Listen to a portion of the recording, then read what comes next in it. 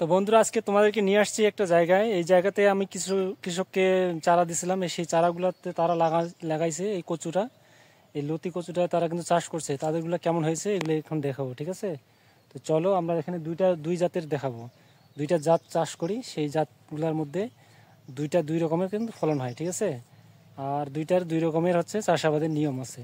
তো এখন আমরা দেখবো কোনটা কীরকম হয়েছে। এই যে দেখতে পাচ্ছ বন্ধুরা, এখানে হচ্ছে আর কি হবে 8 কাঠা ধরেন।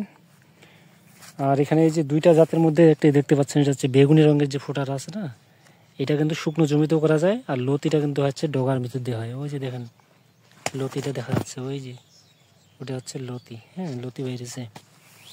তো এরকম এটা হচ্ছে আলাদা একটা জাত, আর এইটা হচ্ছে আলাদা জাত। এটার পাতার মধ্যে কোনো ফোঁটা নাই, আপনি দেখবেন এর মধ্যে কোনো ফোঁটা পাবেন না। এটা হচ্ছে হাইব্রিড জাতের লতিটা আর কি। এটা লতিটা হচ্ছে মোটা মোটা হয়, এটা হাইব্রিড জাতের লতি এবং মোটা হয়। আর আজকে দেখতে পাচ্ছেন ক্ষেতের অবস্থা, এখানে কিন্তু প্রচুর পরিমাণে লতি আসছে। এই যে পানি ভরায় রাখছে একদম পুরা, এই ধরনের পানি রাখতে হবে, তাহলে কিন্তু পর্যাপ্ত লতি হবে, ঠিক আছে? পানিটা এই ধরনের ভরাট করে রাখতে হবে, তাহলে হবে লতি। ওই যে ভিতরে লতি অনেক দেখা যাচ্ছে। তো আমরা নিচে নামলাম না। আর এটার গাছ কিন্তু খুব চেহারা সুন্দর হয়, এর গাছের গ্রোথ খুব সুন্দর হয়, দেখছেন লতিগুলো। এর লতি কিন্তু কখনোই ডগা দিয়ে হবে না, লতি আসবে নিচের দিকে।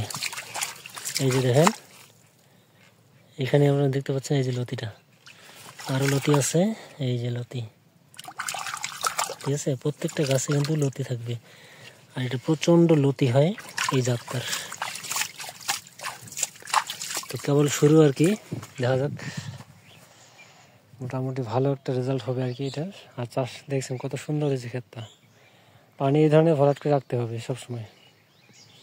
আরেকটা খেতে নিয়ে যাবো এখন আপনাদেরকে, সেটা হচ্ছে যে বেগুনি রঙের যে ফোঁটাটা নতুন করে এটা চাষাবাদ করা হয়েছে, ওই জায়গাতে আপনাকে নিয়ে যাবো এখন। চলেন দেখে আসি। আর এই হলো সেই ক্ষেত, যে ক্ষেতের কথা বললাম আপনাদেরকে, সেই ক্ষেতটা এখন আপনাদের দেখাই একটু।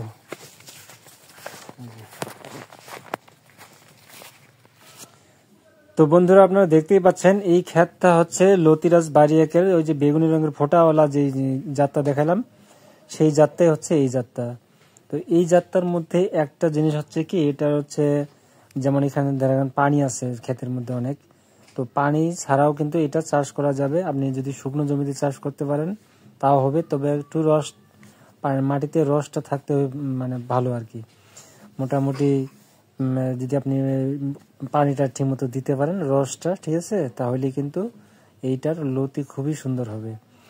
তো বিষয়টা হলো দুইটারে দুই রকম চাষাবাদের নিয়মটা আপনাদেরকে বলে দিলাম, যে আসলে একটা হচ্ছে আপনার পানি ছাড়া চাষই হবে না, আর একটা হচ্ছে এই জাতটা, এটা কিন্তু পানি লাগবে না বেশি একটা। তো এটা কিন্তু শুকনো জমিতেও চাষ করতে পারবেন। এই দুই রকমের চাষাবাদের নিয়ম।